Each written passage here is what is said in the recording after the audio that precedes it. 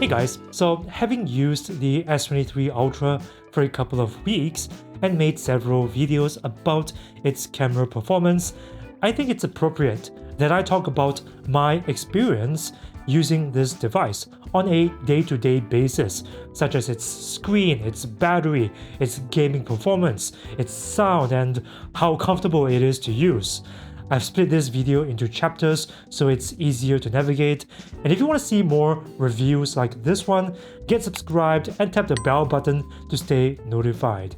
I think the S23 Ultra is a very interesting device in terms of pushing the boundaries of what a phone camera can do. As I've demonstrated in this video, when shooting videos, it has great stabilization, even when compared to the iPhone 14 Pro, and better low light performance with that 200 megapixel sensor. Now, 200 megapixels sounds like overkill, but this ability to capture finer lines means images shot in 200 megapixels look more smooth. One example I like to use is how it captures foliage that has a softer texture, a softer look to it, which is closer to DSLR quality compared to other phones that tend to over-sharpen images to compensate for their lack of detail. That also applies in low light situations when it's pixel binning to capture more light. Not everything's perfect though. In pictures shot in low light, it does smooth over details, and there's even chromatic aberration in some cases. Some have said in my comment section that you will actually get better results shooting in 50 megapixel RAW without pixel binning. Now, that is partially true, because as you can see here, the 50 megapixel image shot on the S23 Ultra is more dim and noisy, but it doesn't have over smoothing or chromatic aberration issues, so there are some loose ends to tie up before that 200 megapixel sensor can really be called a game changer. As a whole, the S23 Ultra still imposes its own color profile. So even with scene optimization turned off, you will still get skies that are a bit too blue and trees that are a bit too green, but that can be corrected in post, and pictures and videos generally look quite good when shot on the S23 Ultra. Now, the S23 Ultra is not the lightest or the most compact phone to carry around, and I've had several close calls with it, like when I'm sitting down, it almost slipped out of my pocket, or when I'm using it one-handed, I've got to be extra careful not to drop it because, to be honest, it's a bit too big for my big hands. Which is why I recommend getting a case for it that offers serious protection to the S23 Ultra, while adding a touch of your own personality. And one of the most popular brands out there is the sponsor of this video, CASETiFY. The ones I'm using are from the Impact range. It offers military-grade drop protection of up to 8.2 feet, thanks to its EcoShock inner lining. It is also wireless charging compatible, and it even has raised bezels to protect your screen from impact. There are almost 1,000 designs to choose from, like Security Check, Cassette Gold, and a special Samsung exclusive case called Galaxy Ticket should you wish to travel to another planet. You can even add accessories like phone straps, charms, and screen protectors to your CASETiFY protection rig. Choose your designs right now by clicking on the link in the description below. Its display is quite awesome. It has one of the brightest screens I've tested on a phone. Even under direct sunlight, that 2000 nits makes it easy to create and consume content. However, it does not operate at full resolution by default.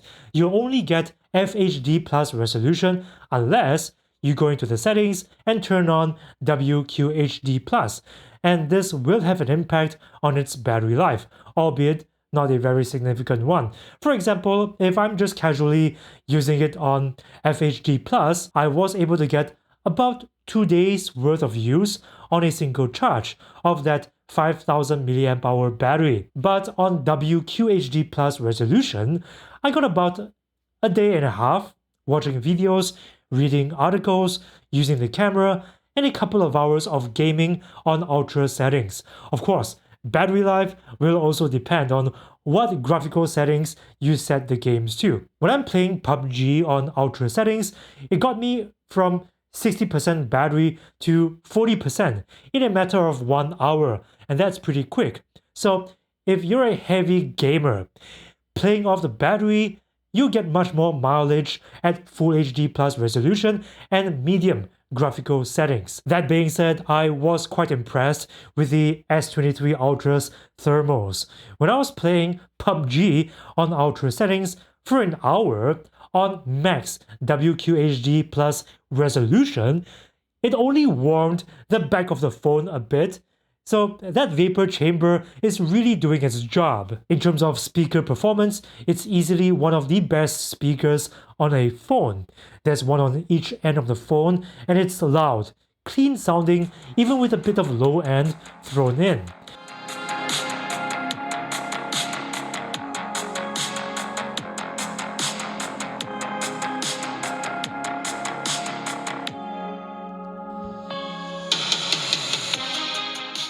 Probably done the bare minimum, which is signing into Google and porting over your data.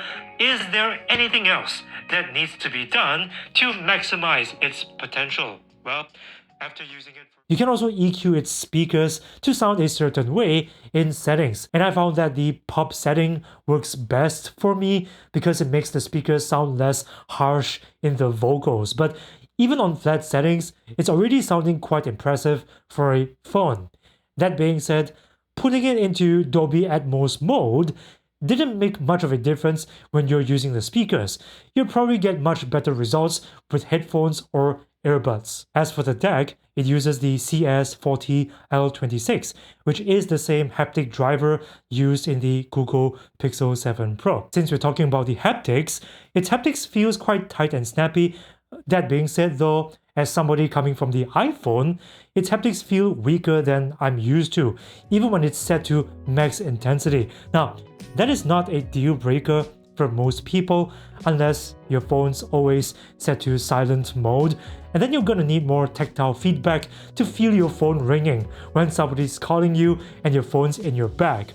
So that's my general take on the S23 Ultra in terms of the screen, the camera, the sound, gaming, thermals, and even the haptics. Overall, I think it's a great phone. I enjoy using it, and it's definitely worth checking out if you're in the market for a new high-end device.